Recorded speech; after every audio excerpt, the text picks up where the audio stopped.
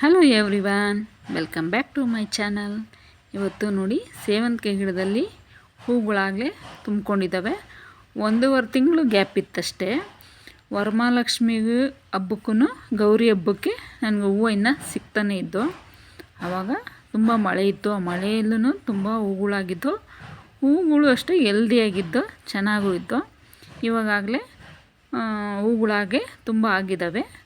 ನೀವೇ ನೋಡ್ಬೋದು, ಹೂಗಳು ಮಗುಗಳು ಆಗಲೇ ರೆಡಿಯಾಗಿದ್ದಾವೆ. ನಾನು ಹೇಗೆಲ್ಲ ನೋಡ್ಕೊತೀನಿ, ಯಾವ್ಯಾವ ಥರ ಫರ್ಟಿಲೈಸರ್ ಕೊಡ್ತೀನಿ ಅಂತ ನಿಮ್ಮ ಹತ್ರ ಶೇರ್ ಮಾಡ್ತೀನಿ. ನೋಡಿ, ಆ ಬಣ್ಣದ ಕಲ್ಲರು ನೋಡಿ, ಎಲ್ಲೋ ಕಲ್ಲರ್ ಥರ ಹೂಗಳು ಎಷ್ಟು ಚೆನ್ನಾಗಿದ್ದಾವೆ ನೋಡಿ. ಮಗ್ಗಳು ಅಷ್ಟೇ ಎಷ್ಟು ಚೆನ್ನಾಗಿದ್ದಾವೆ. ನನ್ನ ಗಿಡನೂ ಅಷ್ಟೇ ಹೆಲ್ದಿಯಾಗಿದ್ದಾವೆ. ನಾನು ಸ್ಪ್ರೇಗಳು ಮಾಡ್ತಾಯಿರ್ತೀನಿ. ನೀಮ್ ಆಯಿಲು, ಗೋಮೂತ್ರ, ಆಮೇಲೆ ಈ ಬೆಳ್ಳುಳ್ಳಿ, ಹಸಿಮೆಣ್ಸಿನ್ಕಾಯಿ ಅವೆಲ್ಲ ಮಿಕ್ಸಿ ಜಾರ್ಗೆ ಹಾಕ್ಕೊಂಡು ಅದ್ರದ್ದು ಸ್ಪ್ರೇ ಮಾಡ್ತೀನಿ. ಎಲ್ಲ ಥರನೂ ಸ್ಪ್ರೇ ಮಾಡ್ತೀನಿ. ಅದಕ್ಕೆ ನನ್ನ ಗಿಡ ಹೆಲ್ದಿಯಾಗಿರುತ್ತೆ. ಗಿಡದಲ್ಲೂ ಅಷ್ಟೇ ಯಾವುದೇ ಥರ ಕೀಟಗಳಿಲ್ಲ. ಎಷ್ಟು ಚೆನ್ನಾಗಿದೆ ನೀವೇ ನೋಡ್ಬೋದು ನನ್ನ ಗಿಡದಲ್ಲಿ. ಈ ಫರ್ಟಿಲೈಸರ್ ಈ ನೆಕ್ಸ್ಟ್ ಅದು ಫರ್ಟಿಲೈಸರು. ಈ ಫರ್ಟಿಲೈಸರ್ ಕೊಟ್ಟರೆ ಯಾವುದೇ ಥರದ ಪ್ರಾಬ್ಲಮ್ಮು ಇಲ್ಲ.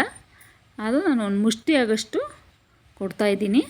ಇದು ಈ ಫರ್ಟಿಲೈಸರು ಯಾವ ಗಿಡಕ್ಕೆ ಕೊಟ್ಟರು ಏನೂ ತೊಂದರೆ ಆಗೋಲ್ಲ. ನಾನು ಎಲ್ಲ ಗಿಡದ ಬಗ್ಗೆನೂ ಹೇಳ್ತಾನೆ ಇರ್ತೀನಿ. ನಾನು ಫರ್ಟಿಲೈಸರ್ ಕೊಡೋವಾಗೆಲ್ಲ ನಾನು ಯಾವ ಫರ್ಟಿಲೈಸರ್ ಕೊಟ್ಟರು ಯಾವುದೇ ಗಿಡಕ್ಕನ್ನು ಹಾಕಿ ಏನೂ ತೊಂದರೆ ಇಲ್ಲ ಅಂತ ಆರ್ಗ್ಯಾನಿಕ್ಕಾಗಿ ಬೆಳೆಸ್ತೀನಿ. ಆರ್ಗ್ಯಾನಿಕ್ಕಾಗಿ ಇದು ಮಾಡ್ತಾಯಿದ್ದೀನಿ.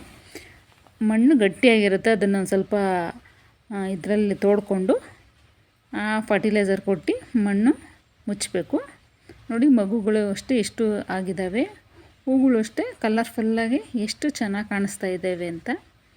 ನೀವು ಅಷ್ಟೇ ಫಸ್ಟು ಯಾವುದೇ ಥರ ನೀವು ಸ್ಪ್ರೇ ಮಾಡಬೇಕಾದ್ರೆ ಒಂದು ಡೆಟಾಯ್ಲು ನೀರು ತೊಗೊಂಡು ಒಂದು ಬಟ್ಟೆ ಚಿಕ್ಕದಾಗಿ ಒಂದು ಖರ್ಚಿಪ್ಪಾಗೋಷ್ಟು ಆ ಬಟ್ಟೆಯಲ್ಲಿ ಅದ್ಬಿಟ್ಟು ಆ ಸೀಡೆನೆಲ್ಲ ಫಸ್ಟು ಬಟ್ಟೆಯಿಂದ ಒರೆಸ್ಬಿಟ್ಟು ಆಮೇಲೆ ಸ್ಪ್ರೇ ಮಾಡೋದ್ರಿಂದ ನಿಮ್ಮ ಗಿಡಗಳು ತುಂಬ ಚೆನ್ನಾಗಿ ಹೆಲ್ದಿಯಾಗಿರ್ತವೆ. ನಾನು ಅಷ್ಟೇ ಯಾವುದೇ ಗಿಡಕ್ಕೂ ಆ ಥರ ಫಸ್ಟ್ ಮಾಡಿಬಿಟ್ಟು ನಾನು ಸ್ಪ್ರೇ ಮಾಡ್ತೀನಿ.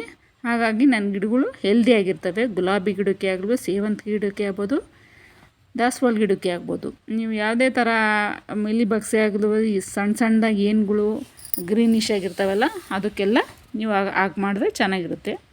ಬನ್ನಿ ನೋಡೋಣ ನಾನು ಯಾವ ಫರ್ಟಿಲೈಸರ್ ರೆಡಿ ಮಾಡಿಕೊಂಡೆ ಅಂತ. ನೋಡಿ, ಇದು ಆರೆಂಜ್ ಸಿಪ್ಪೆ ಬಿಸಿಲಲ್ಲಿ ಒಣಗಿಸ್ಬೇಕು. ಬನಾನಾ ಸಿಪ್ಪೆನೂ ಅಷ್ಟೇ. ನೆಕ್ಸ್ಟು ಆಲೂಗೆಡ್ಡೆ ಸಿಪ್ಪೆನೂ ಅಷ್ಟೇ. ಆಮೇಲೆ ಸೌತೆಕಾಯಿ ಸಿಪ್ಪೆ ಇಷ್ಟೂ ನಾನು ಬಿಸಿಲಲ್ಲಿ ಒಣಗಿಸಿ ನೋಡಿ. ಆ ಬನಾನಾ ಸಿಪ್ಪೆ ಎಲ್ಲ ಒಣಗಿಸಿಕ್ಕೆ ಮೋಲ್ಡ್ ಮೇಲೆ ಹಾಕಿದ್ದೀನಿ. ಇದನ್ನು ಪೌಡ್ರು ಮಾಡ್ಕೊಬೇಕು. ಪೌಡ್ರು ಮಾಡಿಕೊಂಡು ನೀವು ಗಿಡಗಳಿಗೆ ಹಾಕ್ಬೋದು. ನಾನು ಈ ಫರ್ಟಿಲೈಸರನ್ನೇ ಸೇವಂತಿಗೆ ಗಿಡಕ್ಕೆ ಕೊಟ್ಟಿರೋದು. ಹಾಗಾಗಿ ಮೊಗ್ಗುಗಳು ಹೂಗಳು ಆಗಿದ್ದಾವೆ ನೋಡಿ, ಎಷ್ಟು ಕಲರ್ಫುಲ್ಲಾಗಿ ಇದ್ದಾವೆ. ಈ ಫರ್ಟಿಲೈಸರ್ ಕೊಡಿ ನೀವು ಆರ್ಗ್ಯಾನಿಕ್ಕಾಗಿ. ತುಂಬ ಚೆನ್ನಾಗಿ ಬರುತ್ತೆ ಗಿಡಗಳು. ದಾಸವಾಳ ಗಿಡಕ್ಕನ್ನು ಕೊಡಿ. ಹೂವಿನ ಗಿಡಗಳಿಗೆ ಯಾವುದೇ ಗಿಡಕ್ಕೂ ಕೊಡ್ಬೋದು, ಹಣ್ಣಿನ ಗಿಡಕ್ಕೂ ಕೊಡ್ಬೋದು, ತರಕಾರಿ ಗಿಡಕ್ಕೂ ಆಗ್ಬೋದು. ಈ ವಿಡಿಯೋ ಇಷ್ಟ ಆದರೆ ಲೈಕ್ ಮಾಡಿ, ಶೇರ್ ಮಾಡಿ, ಸಬ್ಸ್ಕ್ರೈಬ್ ಮಾಡ್ಕೊಂಡು ನೋಡಿ ಪ್ಲೀಸ್.